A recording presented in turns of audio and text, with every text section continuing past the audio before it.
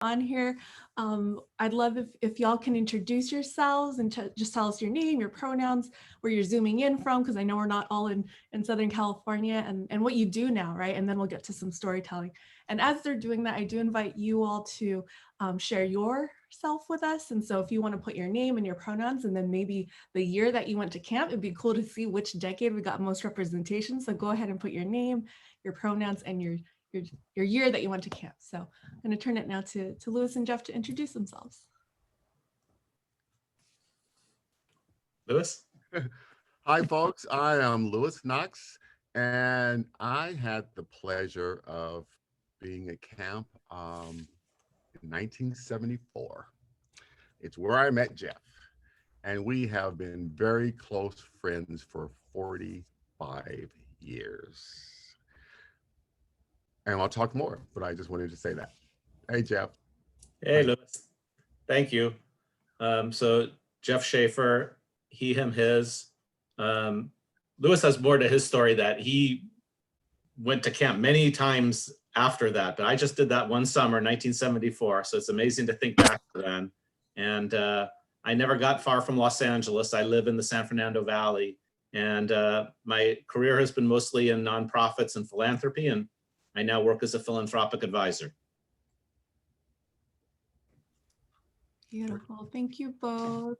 And yes, we definitely want to hear about, the friendship that obviously started at camp. I saw someone in the chat say that's friendship goals, like that, you've been together for 40 something years. So definitely want to hear all about that. As Jeff and Lewis share on the questions that I'm going to offer them, just to facilitate this dialogue, if you will.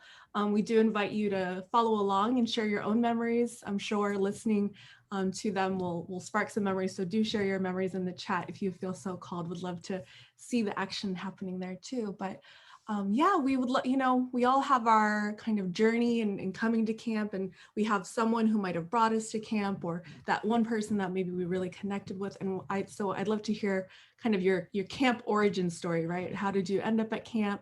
What do you remember about the experience? Maybe some of the stuff Sada was taking us through reminded you of some experiences you had. So I'd love to hear just, yeah, how did you get to camp? What was it like? What do you remember? Well, I'll go ahead and start off. I think that, that was the summer before junior year in high school. And it was really a transformational time for me. Just a lot of things going on that summer. I don't know how. I went to Brotherhood Camp somehow through my mom. I went down to an encounter group at UC San Diego. I was the only person, a minor, that was part of the group. And it was a 70s thing, I guess. Yeah, I think that I shared in our icebreaker that the thing I remember most about camp were those evening sessions where we got into the heavy topics of whether you say the isms or if it was gender, religion, race, and those were the evenings that I'd say even till today stay with me. So I came to camps. I grew up in foster homes in Southern California. And when I went to high school, I was fortunate enough that my foster parents had retired from a career of restaurateurs, and then we moved to Inglewood, California. And at the time, Inglewood was pretty much all white. I went to Inglewood High School, and I integrated Inglewood High School, and I talk to people now, and they go, "You did what?" But Inglewood was all white in 1974. When I went there, they integrated based on a court order decree, which my parents we didn't know that. When I got there, they wouldn't let me register because they said that we had to prove that we lived in Inglewood. So it took a month, for the first bill to get generated when you buy a house. And so after a month, they let me in the school. The school immediately began to have racial issues, and I got involved in student government, and my student government director came to me and said, "Lewis, there's this camp called Brotherhood Camp that I think that you would be really great at, and that you would add to, and you would get something out of it." So I went to Brotherhood Camp in 1974. And I have to tell you honestly that Brotherhood Camp has been the most transformative experience of my 61 years. It's important to say that because, you know, we're all living in this absolutely crazy time. And I have to tell you, I was so excited about doing this with you all because I needed some healing. And already when I saw all of your faces, those beautiful tapestry of different colors and gender, and on 2 pages of I just started crying. So by the way, I cry a lot. So I'm 6'7" and I cry a lot. So I'm gonna cry. I'll just let you know. It was so amazing to me. And at this time where it seems like our country is falling apart, it isn't, but it feels that way. I fall back on the virtues and the lessons and the teachings that I brought from Brotherhood Camp. So I know there'll be more, but I just wanted to share that. Thank you both. Yeah, I mean, everything you're saying, I'm seeing in the chat, folks are resonating with, and yeah, do show love in the chat and shout them out. But Pilgrim Pies. oh my goodness, that's main law? No, that's the cafeteria. That's Pilgrim Pies. So I have 74, 75.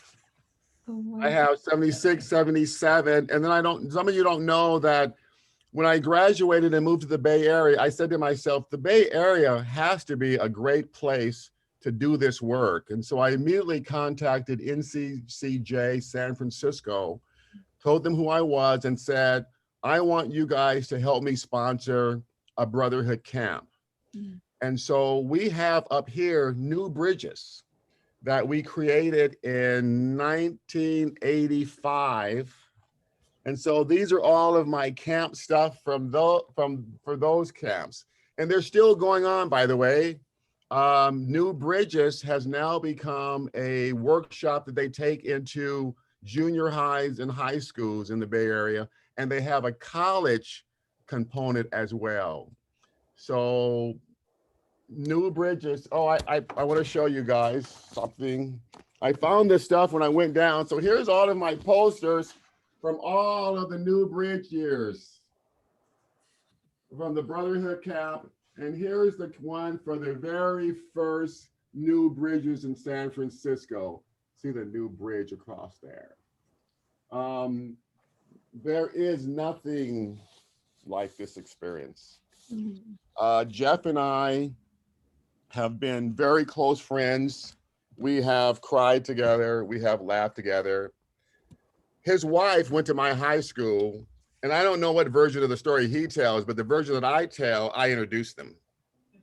And they have, and you know, I have this is my little hall of fame. These are all the people who inspired me, from my great grandmother who was enslaved to all of my family. And if you see my family on the wall, you will see a picture of Jeff and his family. And some of these other people are New Bridge Brotherhood people too. But there's my buddy, Jeff Reyna, and his beautiful sons. 45 year. There's my New Bridge poster. This is what we used to recruit from New Bridges in 1986. Wow.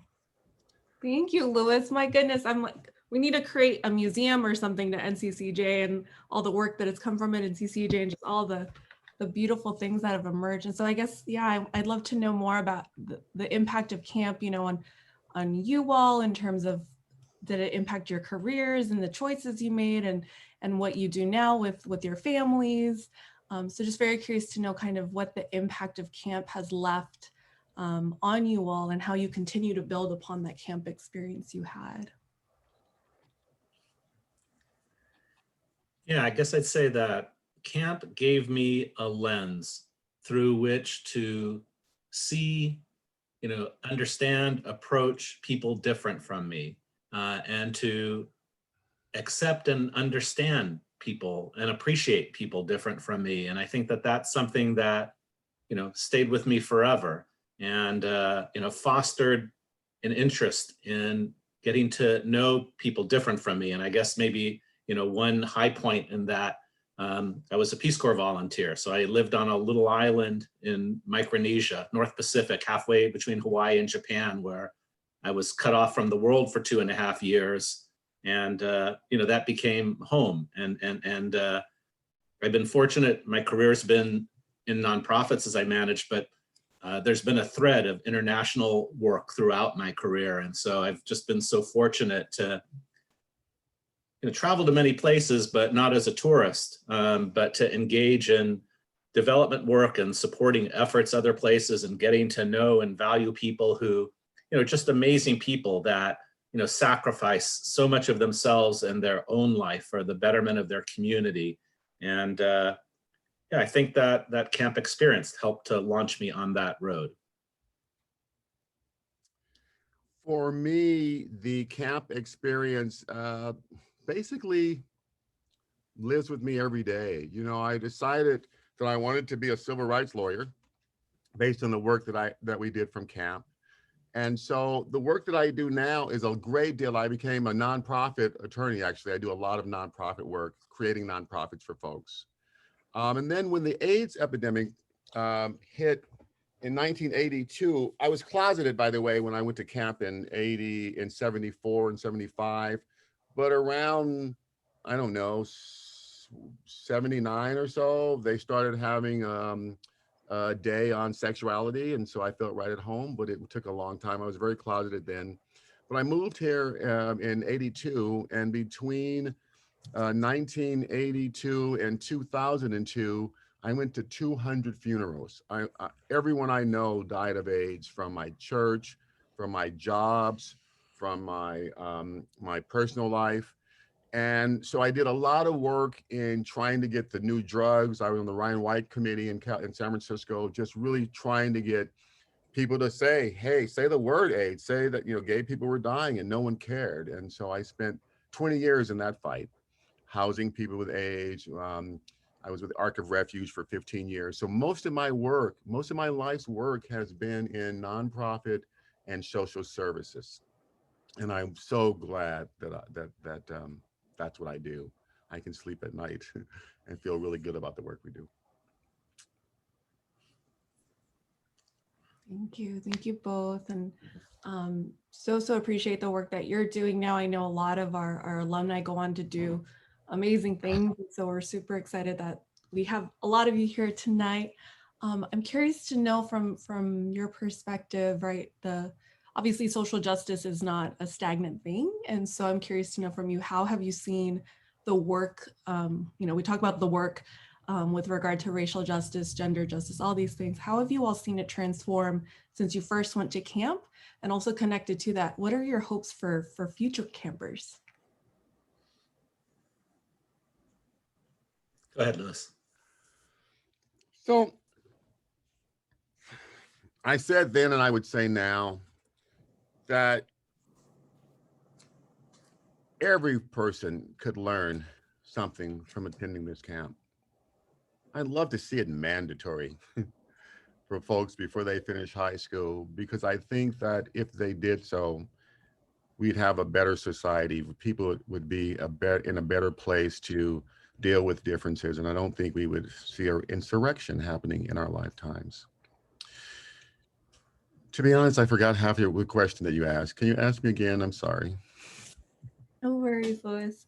Yeah, just curious to know how you've seen the work transform, or how it's the same, and just your hopes for. Yeah, so high hopes, high hopes. And I have high hopes because of what we learned at camp, right? That we have the ability to change ourselves, and we can change the world if we do it just one person at a time.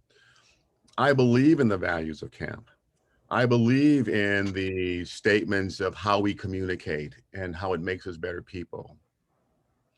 I've seen the law change in many areas, right? I've seen civil rights move in places that I never thought they would happen when I was 14. I never thought that I would have some of the opportunities that I have had. The reason I love this country, very much like John Lewis, because Black people ask me all the time, how in the hell do you love this country? They do.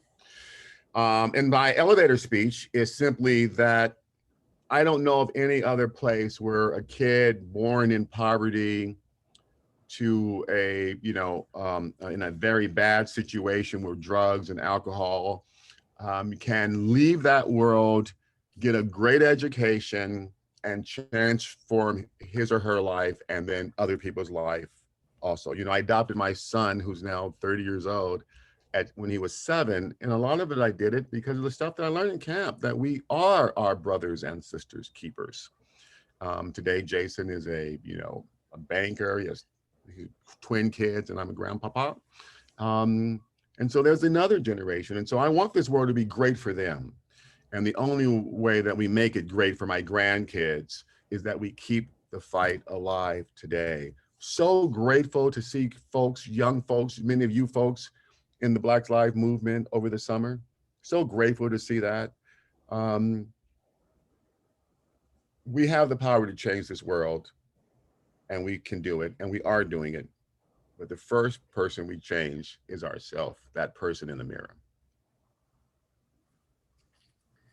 Yeah. I mean, if whether it's tonight or some other time, Lewis, I think you could say more about, the adversity that you faced, the challenges that you faced in your life, and how you managed to still approach the world with a positive attitude that you do, with the love for people, for your friends, for family. I think, yeah, there's a really important lesson there. Well, what I would say about that, I grew up at a time where racism was kind of vibrant. I mean, people it wasn't hidden. I remember the Watts riots in 1965. I was 5 years old. I was sitting on the porch watching all the adults talk about the rioting that was happening just a few blocks away. I remember that. I always wanted to be an integrationist, and I don't really know where that came from. I don't know. Nobody said that, you should have some white friends, but somewhere I learned that every Black person needs a white friend, and every white person needs a Black friend, and a Latino and Asian, you need them. And I just, growing up in an inner city of poverty in Watts, my mom left me in a house that was on fire when I was 3 years old. I was yanked out of the fire by a white police officer, a white fireman. I distinctly remember, I'm 61 years old. I can still remember I was 3 years old standing in a kitchen that was on fire all around me. And when he broke the glass and kind of ushered me to the window, he was wearing all of this 1960 kind of gear that looked like a monster. And he said, come to the window. And I said, no. And he finally took off his helmet. And I said, oh, that's not a monster, that's a man. I go, that's a white man. I've seen one of them on TV. And so when I went to Inglewood High and was in an environment, I wanted to build bridges. And I think that was the thing that my advisor saw in me, because I was a person who had Black friends and white friends, and that was unusual. And so I went to camp. What camp gave me is the language. It gave me the philosophies. It gave me an understanding of the isms in a way that I had never understood before. I came back to that same high school that was in terrible racial conflicts, from there out. And we started a Brotherhood Camp club right there on campus. And so I have seen the power of this work, not only in my own self, and I have to keep coming back. I have to keep coming back to the well and say, you know what, this too will change, because I get angry. There are days when I'm not happy with people. But I know at the end of the day, Brotherhood gave me a place to stand while I was putting it all together. And I wanted to be around to do so for other people. Yeah, so I mean, if I may, I want to add that I think, the progress of history, it's 2 steps forward, 1 step back. I still have the positive view that we're moving in the right direction. And so as Lewis is saying, I was reminiscing with him, first woman I dated, first girl I dated at that time, 1973, Carolyn, beautiful woman, Black woman, and, got to be part of her family and her life. But, you know, even here in Los Angeles, sometimes we would be out in public and people would give us dirty looks, you know, and I don't know. I hope that doesn't happen in Los Angeles anymore, but I'm not sure. I think things are better. But then you kind of flash forward, and I mean, even if things weren't getting better, we can't give up the struggle to try and make things better. And so now I have two sons. My wife Reina is an immigrant from Nicaragua. So we have two boys that are Latino, Jewish. One is gay, figuring out how to navigate their way in the world with, you know, their identities. And I learn from them as, you know, they share with me what their experience is navigating the world. And so I think that we're still continuing the work, and we're still learning in some cases from people much younger than ourselves. Mm-hmm. True that. Thank you both so much. I wish we could stay on for like the rest of the night. I'm like, can we do another edition tomorrow maybe? Do you want to uplift? Folks are affirming you all in the chat, and just things are resonating. And I'm seeing connections happening too. So folks are connecting. Glad to see that happening. But yeah, as our kind of closeout question, you know, we've talked about when you first went to camp and kind of the journey and how that's impacted you now. So I'm really curious to know, you know, if I think this is a quintessential kind of question we ask in our spaces, right? In terms of, if you could tell yourself anything, go back to your younger self, maybe in 1974 again, what would you tell young Lewis and young Jeff?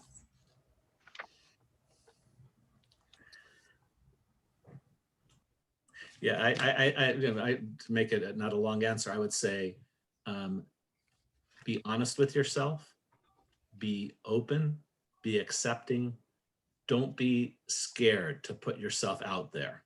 And actually, one of the best pieces of advice that I received as a young person was, don't be afraid to make an ass of yourself. So what I would say to myself is, there is nothing wrong with you. You are okay just like you are. And then I would remind myself to be gentle with myself. I think that that's what I would tell myself, those things. I think that when we are young, super young, often we have a lot of self-doubt, right? And I know I did. I was scared of my shadow. You know, I was worried that everybody knew I was gay when I walked in the room and had no power. I wanted to disappear. And of course, when you're 6'7", you can't really disappear. Yeah, you're okay just like you are. There's nothing wrong with you. Always have been. Thank you both so much. I know that resonates for me. I assume it resonates for folks, especially in this moment that we're just dealing with so many layers of you know, struggle and so many things happening right now. So just deeply appreciate you all being on this call, taking the time. I do want to allow y'all, if there's anything else you want to share before we transition to breakout rooms. But yes, thank you, Lewis and Jeff. And if we can get a round of applause for our alums here who share their stories and share so vulnerably. Deeply appreciate y'all. Yeah, any last words y'all want to share with the group? I just want to thank the group for doing this work. This is not easy work. It can be fun, but in times like this, it's hard. It's hard taking a stand and you know, and putting yourself out there. And it must be crazy for so many of you, because what Jeff and I did not have to contend with was social media. You know, I can imagine in a world where every time I made a comment, 10,000 people gave me their opinion behind a screen. But the work is important, and I'm glad you're there, because I want a great world for my grandkids, for your kids and grandkids. And the only way it happens is that we pass the baton.